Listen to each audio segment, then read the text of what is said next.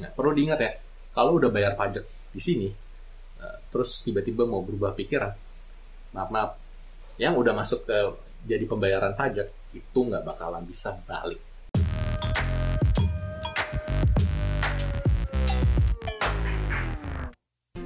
Halo Sobat KPR, jumpa lagi dengan saya, Oki dari KPR Academy. Kali ini kita akan melakukan pembahasan mengenai tahapan proses beli rumah secondary. Apa sih itu rumah second? Rumah second itu sebenarnya adalah istilah bagi rumah yang dijual oleh perorangan atau pemiliknya langsung. Beda dengan rumah primary atau rumah dari developer. Itu rumah yang pertama kali didapat dan langsung dinikmati pada saat rumahnya masih baru. Jadi istilahnya ada rumah baru atau rumah primary atau rumah second yang ada banyak dijual oleh pemiliknya masing-masing. Tahapan prosesnya bisa dikatakan sebenarnya nggak begitu panjang, tapi saya di sini akan banyak cerita mengenai hal-hal apa aja sih yang cukup penting untuk diperhatikan terkait dengan proses pada saat kita lagi mau beli rumah second. Yang pertama, yang paling penting kan udah pasti ya soal rumahnya ini udah ketemu. Nah, buat nyari rumahnya aja atau buat nyari propertinya aja, ini kan sebenarnya ada trik-triknya sendiri ya. Nah, untuk trik-trik yang terkait dengan pencarian rumah atau properti tersebut udah kita siapin ada di video yang lain. Jadi kita nggak akan bahas lebih dalam di dalam episode kali ini. Apa sih yang paling penting untuk kita lakukan setelah kita menemukan properti yang kita incar? Tahapan prosesnya pertama adalah kita harus yakinkan bahwa memang kita ketemu sama pemiliknya langsung, dengan kita memastikan ini memang sertifikat atas nama dia, KTP-nya juga sesuai, dokumentasi lainnya juga komplit. Jadi untuk memastikan bahwa nanti kalau kita ngajuin ke bank nggak ada masalah kalau buat ngajuin KPR ke bank. Terus hal yang berikutnya yang kita perlu lakukan adalah kita cek kondisi fisik rumah. Bisa kita cek kondisi airnya, kita bisa cek untuk misalnya dinding gitu, dindingnya ya coba kita raba gitu ya, apakah ada rembes atau apa segala macam. Itu cuma sedikit tips. Kalau mau tahu ulasan lebih lanjutnya, nanti kita siapkan juga ulasan khusus untuk gimana sih tips and trick untuk ngecek satu rumah atau properti yang kita mau beli, supaya kita nggak setelah beli nggak boncos ngeluarin duit banyak untuk renovasi gitu. Oke, next stepnya adalah kita pastikan dulu bahwa kita juga jangan buru-buru kasih tanda jadi. Yang penting kita pastikan dulu orang yang tadi memang kita udah cukup serk nih kayaknya kita memang pengen transaksi nih sama dia, kita minta dikasih lihat dulu dokumennya gitu. Tolong dong, boleh dong lihat KTP-nya, boleh dong lihat kopi sertifikatnya, kopi IMB maupun kopi dari PBB-nya juga gitu. Nah, itu kita lihat tuh semua untuk memastikan bahwa memang ini datanya ya nggak ada kesimpang siuran di dalamnya. Jadi datanya jelas, memang ini orangnya. Terus kalau misalnya memang kita sudah bisa pastikan dengan ngecek nama dan tanggal lahir itu ada di sertifikat, itu mesti cocokin juga sama yang di KTP.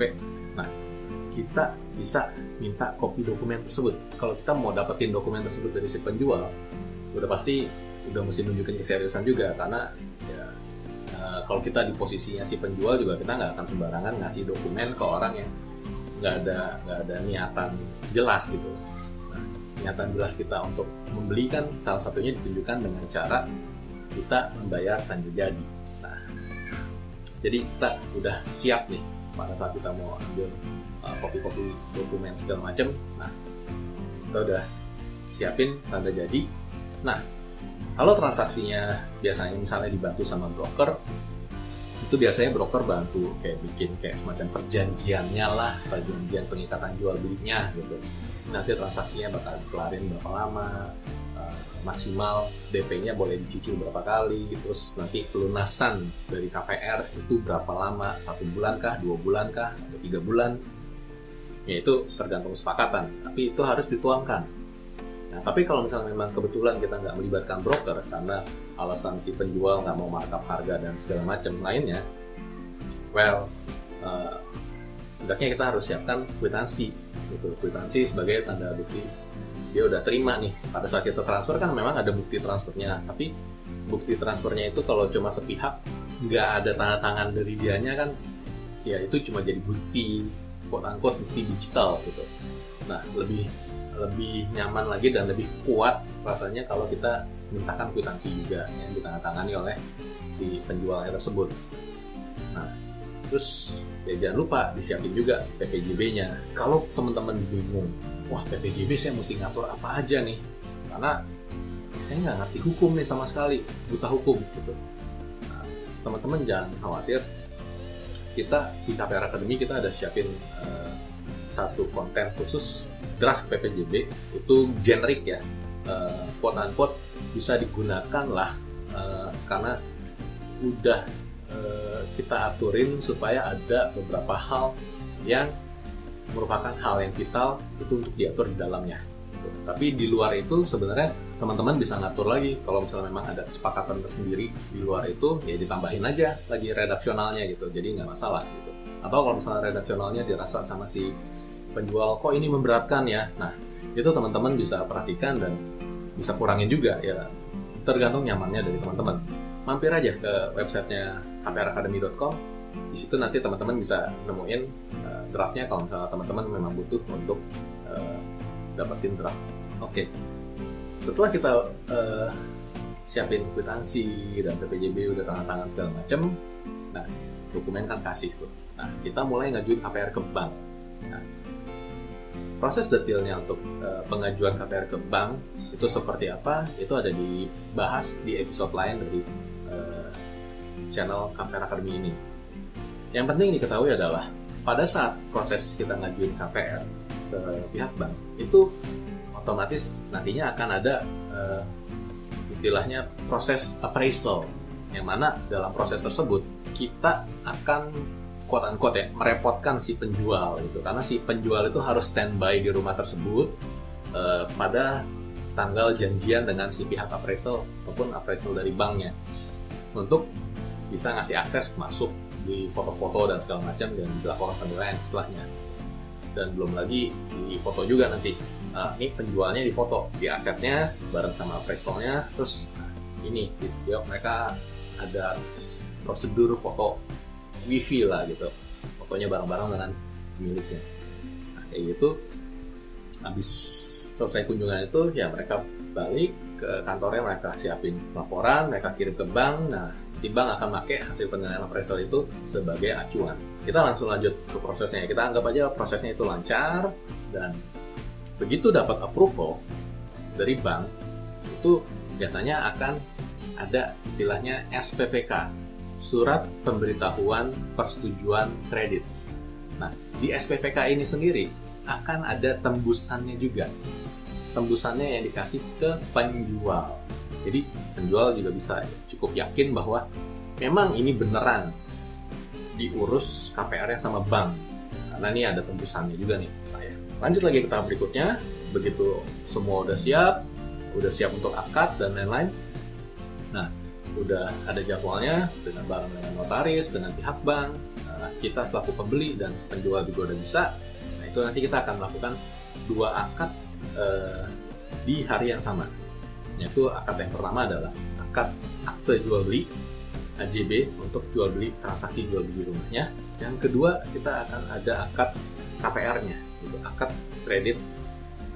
Kita harus menandatangani perjanjian kreditnya dan juga perjanjian pengikatan jaminannya, yaitu untuk APHT, akte pembebanan hak tanggungan. Selesai kita ngelakuin akad, itu semuanya udah akan beres. Tapi yang penting diingat di sini adalah pada saat kita akad itu biasanya ada dokumen-dokumen yang dipersyaratkan. Entah itu ada dokumen syarat khusus tambahan dari pihak bank atau dari notarisnya juga. Sebelum akad dia bilang, saya mau cek dong ini sertifikat supaya yakin bahwa memang ini sertifikatnya aman, nggak diblokir, nggak ada sengketa gitu. Nah, selain dari itu sebelum akad nih juga biasanya dari kantor notaris sudah menghubungin gitu, udah kontak ini kan transaksinya jual beli ya, berarti ada pajak penjual dan ada pajak pembeli.